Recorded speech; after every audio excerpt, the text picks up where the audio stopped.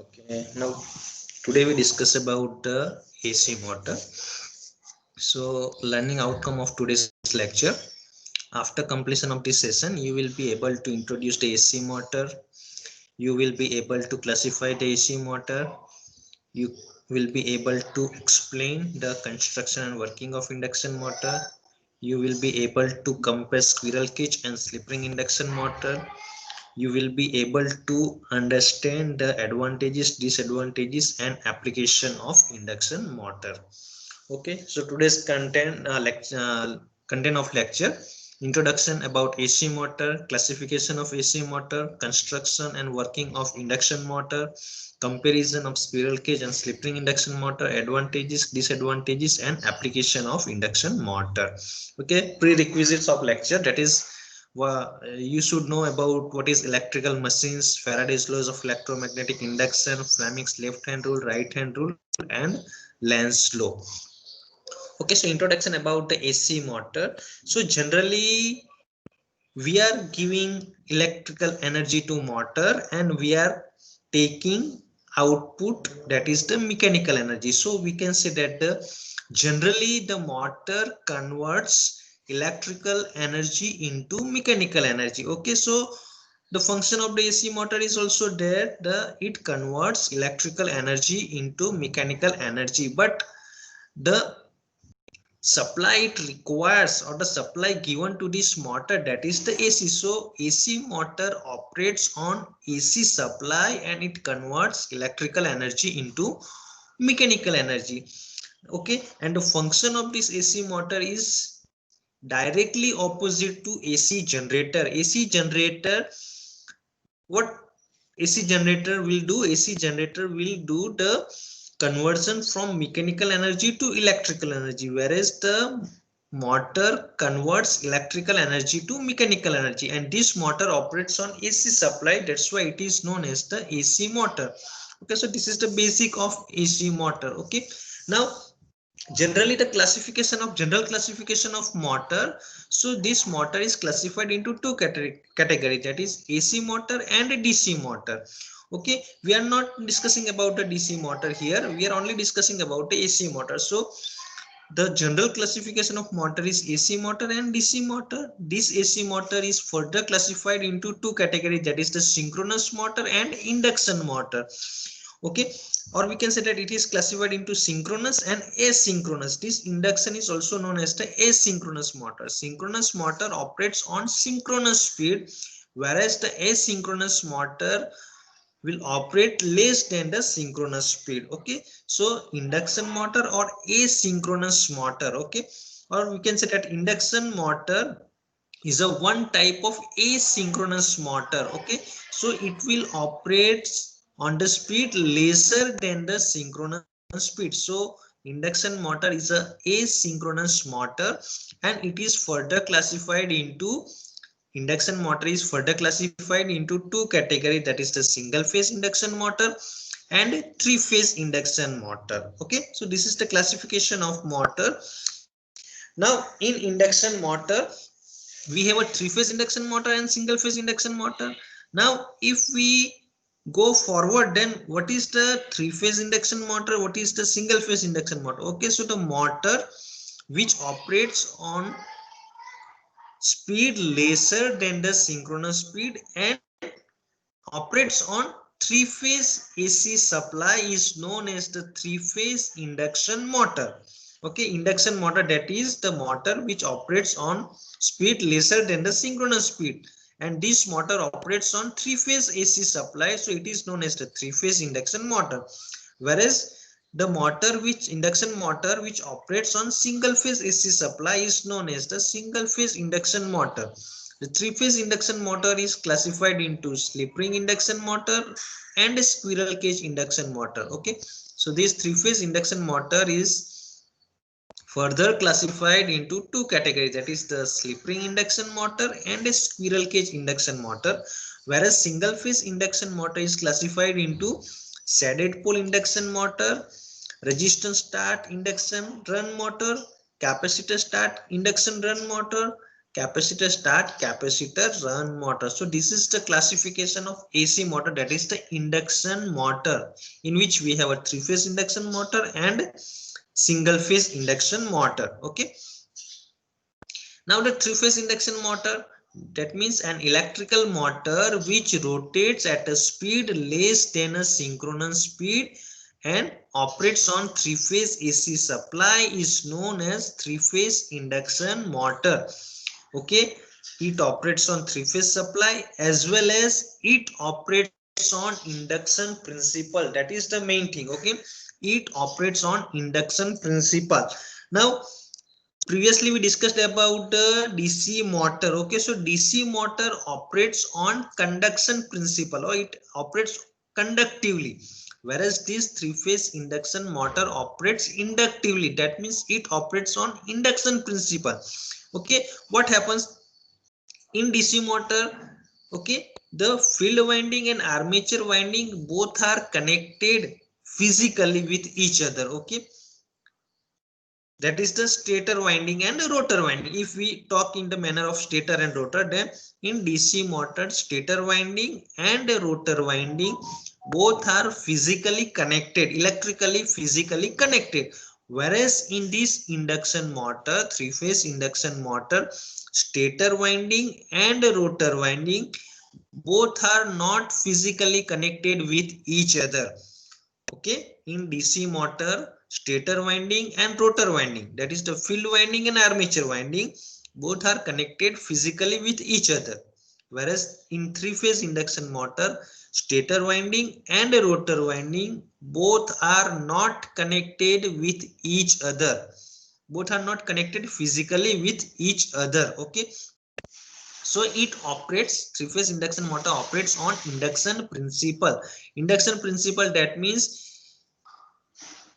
if we compare it with the transformer. Okay, so in transformer we have a primary winding and secondary winding, both are electrically isolated, both are not connected physically. Okay, both are connected magnetically. Okay, likewise same here in three-phase induction motor, stator winding and rotor winding are magnetically connected, not the electrically connected. Okay, so three-phase induction motor is also known as a rotating transformer because both operates on the same principle. Transformer also operates on induction principle. Three-phase induction motor also operates on induction principle. Okay, so we can say that the three-phase induction motor is also known as a rotating transformer. Okay, so the principle, when a three-phase supply is given to three-phase winding, rotating magnetic field is produced. Okay, if we give a three-phase supply to three-phase winding, that is the stator winding. Okay, what happens? The rotating magnetic field is produced, and this rotating magnetic field is cut by the armature conductor, or we can say that the rotor conductor. So according to Faraday's laws of electromagnetic induction, EMF is induced in the armature winding or rotor winding. Okay, how it works? Okay, the basic principle, when a three-phase supply is given to three-phase winding, stator winding, at that time rotating magnetic field is produced. Which type of magnetic field is produced? Rotating magnetic field is produced. Okay, so this rotating magnetic field is cut by the armature conductor or rotor conductor. Okay, so according to Faraday's laws of electromagnetic induction, EMF is induced in the armature winding, and if armature winding is closed, then current will flow through the winding, which produces mechanical force applied on the conductor, and rotor rotates in the direction of magnetic field. This is the working principle of three-phase induction motor. In this manner, three-phase induction motor will operate. Okay, so now the basic construction of the three-phase induction motor. Look at the figure of the construction of three-phase induction motor, in which we have a frame, we have a stator, we have a motor shaft, we have a end shield, and we have a rotor. This is the basic general construction of the induction motor, in which the outer part is the frame, in which in this under this frame we have a stator, we have a rotor, end shields and motor shafts. This is the another view of the construction cutaway view of the induction motor. That it is the stator winding, this is the rotor, output shaft, here is the bearing, okay, this is the terminal box, okay. This is the one another construction view.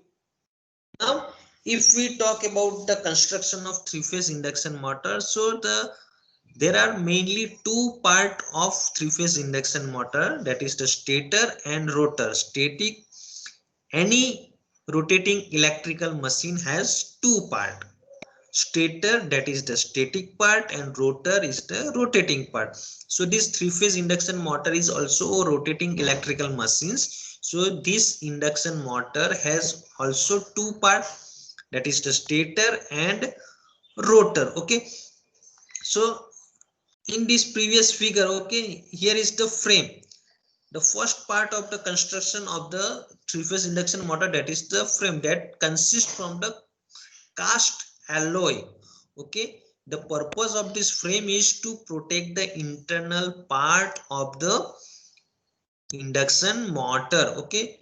The material used for this frame is the cast iron steel or cast alloy, okay, which used to protect the induction motor. This is the yoke, or we can say that it is the outer body of the motor, that is also known as the frame, okay. Now look at the figure of the stator, okay. So this is the stator core, okay. It consists from the laminations of the silicon steel stampings. More than one silicon steel stampings are gathered with together and makes a stator core, okay.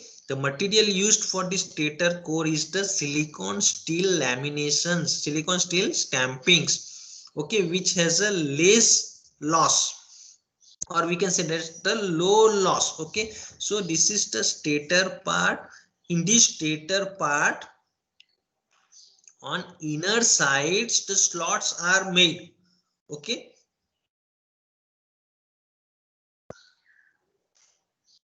This is the inner part of the stator core, and this inner part of the stator core slots are made, okay. So on stator side, we can say that the frame consists from the cast steel plate or cast in iron. Silicon steel laminations are put into this make stator core. The stator core slots are made in the inner periphery, okay. If we okay, so this is the inner periphery, and on this inner periphery the slots are made, okay, and in these slots stator winding is wound, okay. So these are the slots, and in these slots the armature winding is wound. This armature winding wound is of three-phase type, so we can say that the three-phase winding is wound in the stator slots, and this stator winding is wound for p number of poles, that is known as the stator poles, okay. So this three-phase winding which is wound in the stator slots for three-phase, or we can say that the three-phase winding is wound in stator slots, and it is wound for p number of poles, okay. It is connected in delta or star. The winding wound in stator slots, that is of three-phase type, and whether it is of delta type or star type, leads of winding are brought out to terminal box, okay. So after winding is completed, it is taken to the terminal box, okay. Here is the terminal box, okay. So the stator winding terminals are taken to the terminal box, okay. So this is the construction of stator side, okay. Now the rotor side. Now rotor side we have a two type, okay. Whether it is of spiral cage type, this construction is the spiral cage type, and we have a slip ring types, okay. So this is the slip ring type construction. It is also known as the phase wound rotor, or we can say that as slip ring rotor, okay. So induction motor is of two type.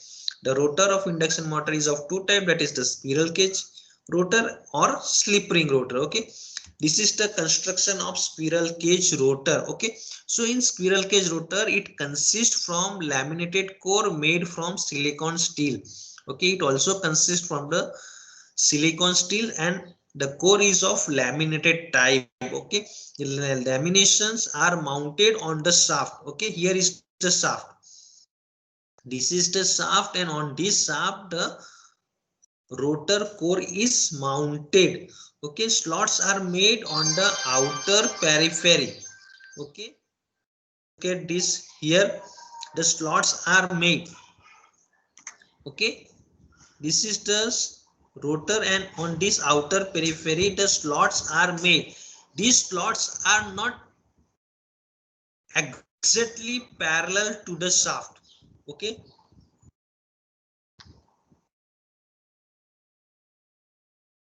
this line indicates the slots, and these slots are not exactly parallel to the shaft, but it skews from this shaft. Okay, it is not exactly parallel, but some skewing is given compared to the shaft. Okay, so what happens, in these outer periphery slots the copper bars are placed. In these slots copper bars are embedded in these slots. Okay, copper winding is not placed, copper bars are placed. Okay, and these copper bars are, okay, so in these slots the copper bars are placed, and this is the end ring. Okay, look at this figure here, it is known as the end ring. So copper end rings are placed on both side of the copper bars. Okay, so these copper bars are short circuited by these copper end rings. Okay, on both side of the copper bar. Okay, how it is placed, first the slots are made on the outer periphery of the rotor. Okay, these slots are skewing from the shaft, it is not exactly parallel. Now the copper bars are placed in these slots. Okay, now on both sides of the copper bar end rings are placed. Okay, and these copper bar are short circuited through these end rings. Okay, it is not remain open circuited, it is short circuited with the help of this end ring. Look at this figure, this is the end ring, this is one another end ring. So on both side of copper bar end ring are placed, and these with the help of these end rings the copper bars are short circuited. Okay, ventilating ducts and cooling blades are provided for cooling. In this, for cooling purpose ventilating ducts and cooling blades are provided. It looks like a squirrel. Okay, the rotor construction is look like a squirrel, that's why the name given is the squirrel cage rotor. Okay, it looks like a squirrel cage type, that's why it is known as the squirrel cage rotor, and it is placed in the motor. Okay, so this is the squirrel cage type rotor. Now this is the slip ring type rotor. Okay, in slip ring types the main things is that the row in slots. Okay, on the outer periphery of the rotor slots are made, and here copper bars are not placed. In squirrel cage copper bars are placed, but in here slip rings copper winding is wound, copper bars are not placed, copper winding is wound in the outer periphery of the rotor slots. Okay, and on shaft slip rings are provided. These are the three slip rings, 1, 2 and 3. So 3 slip rings are mounted on the shaft. Okay, so after winding winding is completed in slip ring, the terminals are, okay, so 3 slip rings are there. On these slip rings, on these slip rings brushes are placed, and these brushes are holes on these slip rings through brushes. Okay, so in normal condition what happens in these slip ring motors, what happens, the winding is not short circuited, it is open circuited. Okay, in spiral cage type, what happens? The copper bars are short circuited, so we cannot insert any resistance in rotor circuit in squirrel cage. But in slip ring induction motor or slip ring rotor, here the terminals are taken out and it is placed on the slip ring through the brushes. Okay, and these brushes, okay, so we can insert extra resistance in the rotor circuit because the rotor winding is the open circuit winding. Okay, so we can easily insert extra resistance through the slip rings. Okay, what happens on these slip rings? The brushes are placed and through it we can insert extra resistances. Okay, so in normal in starting condition, the slip rings are not short circuited. Okay, but as soon as the motor starts rotating and when it reaches in the norm at the normal speed, at that time all these three slip rings are short circuited with each other. Okay, so after that we cannot insert a resistance in the circuit. Okay, so in starting condition the slip rings are not short circuited with each other, but in normal running condition these three slip rings are short circuited with each other. So after that we cannot insert a resistance in a rotor circuit. Okay, so this is the slip ring type or phase wound type rotor. In this the copper bars are not placed, rotor winding is placed. Okay, the winding, and this winding is of three phase type winding. Okay, and it also wounds for p number of pole. That means it exactly equal to the poles equal to the stator pole. So the this winding is wound for p number of poles and it is exactly equal to the stator poles. Okay,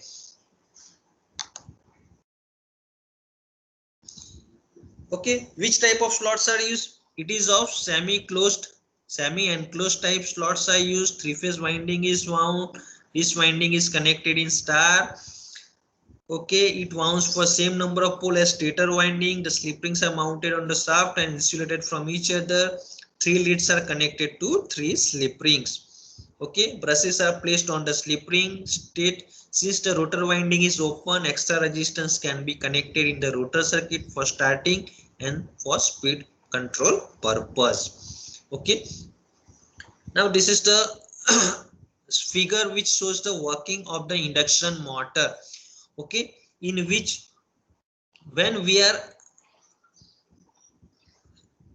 winding is wound in the stator. Okay, so three phase winding is wound in the stator and this three phase winding is 120-degree electrical apart. Okay, so when we connect the primary winding or the stator winding to a three phase AC source, it establishes a rotating magnetic field which rotates at a synchronous speed. Okay, so when three phase supply is given to the three phase winding, okay, what happens when three phase supply is given to the three phase winding? At that time rotating magnetic field is produced.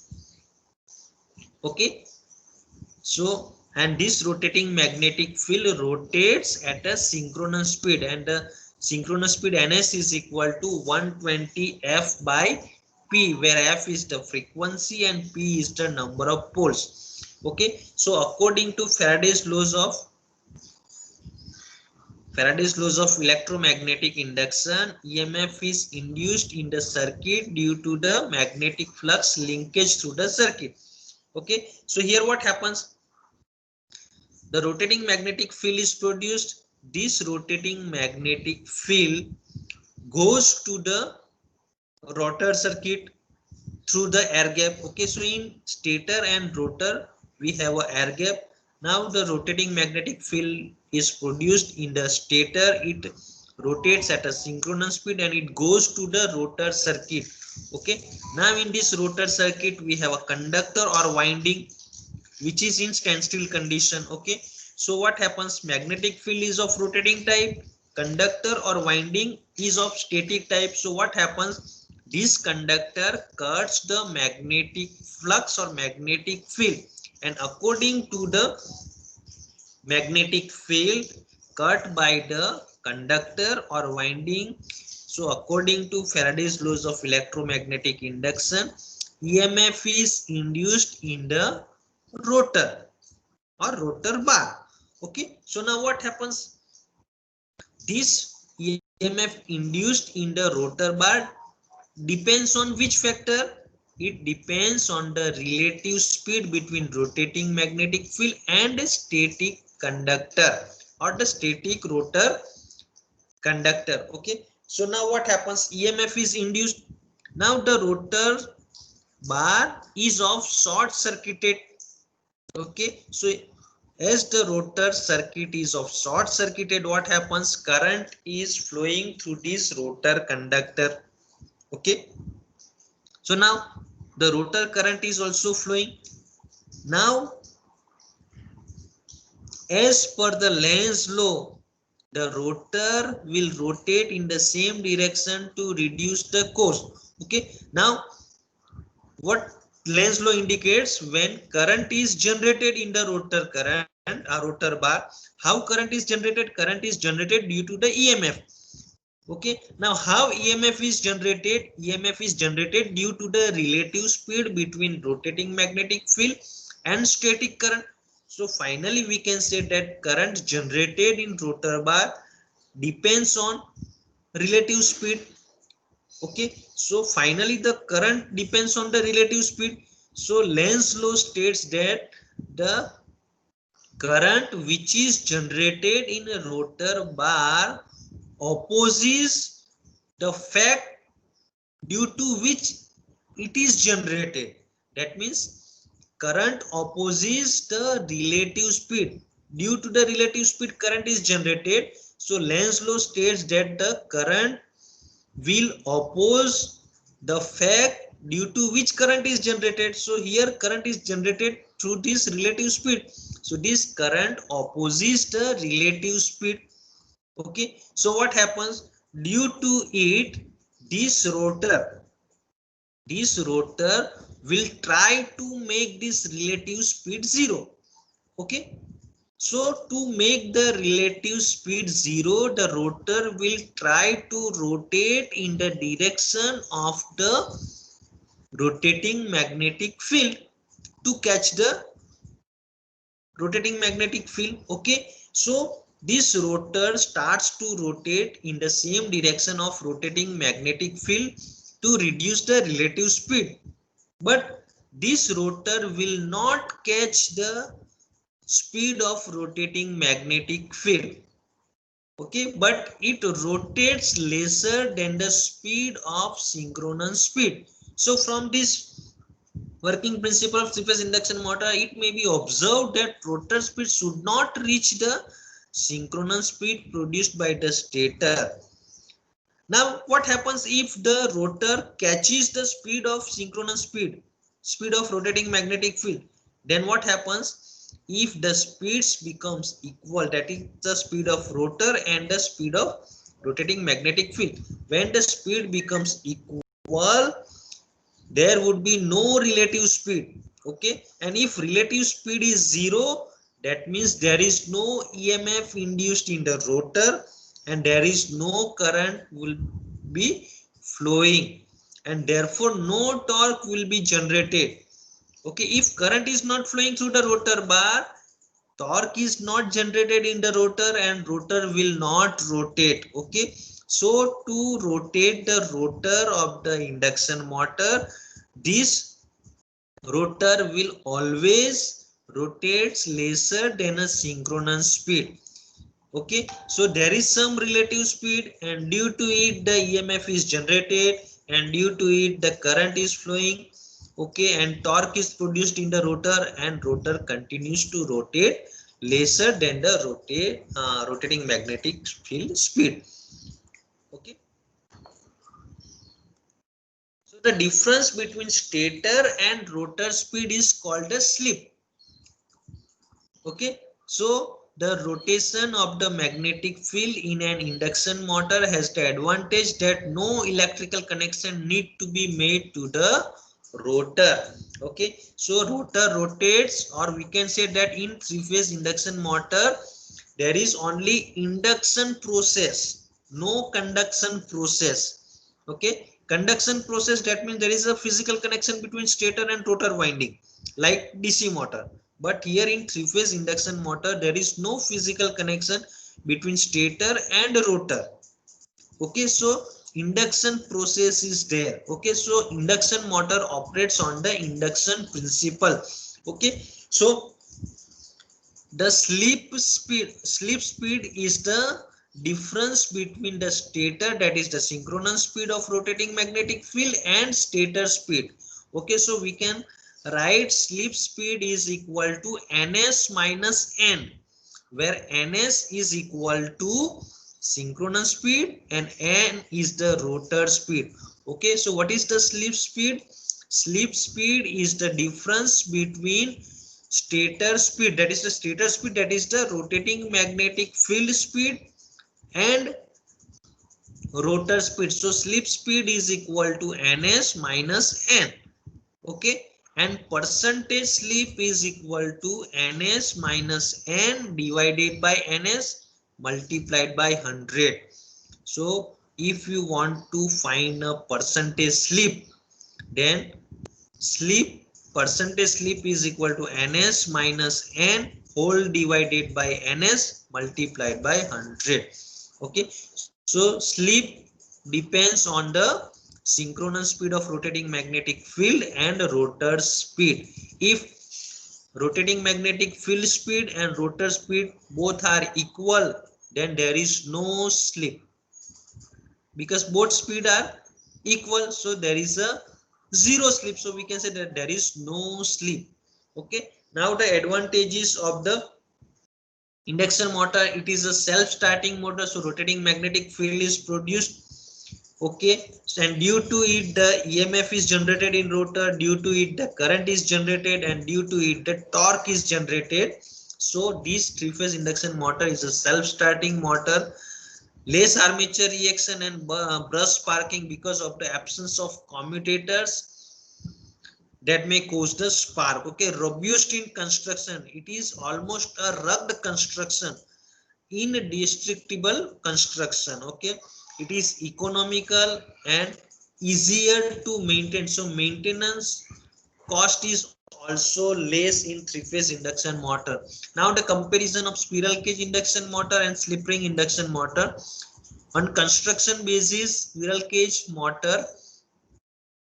induction motor is simple and compact, whereas slip ring induction motor is complicated and less compact. In squirrel cage, copper bars are used on rotor, whereas in slip ring induction motor, rotor winding is used. So we have to wound a winding, so it is complicated on base of construction. Okay, size of squirrel cage induction motor is small, whereas for the same rating it is larger size of slip ring induction motor.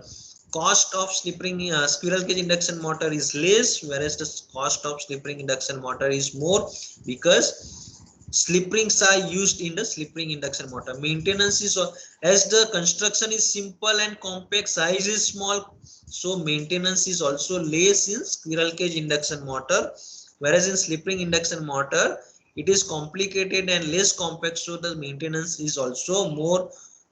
Okay, starting torque.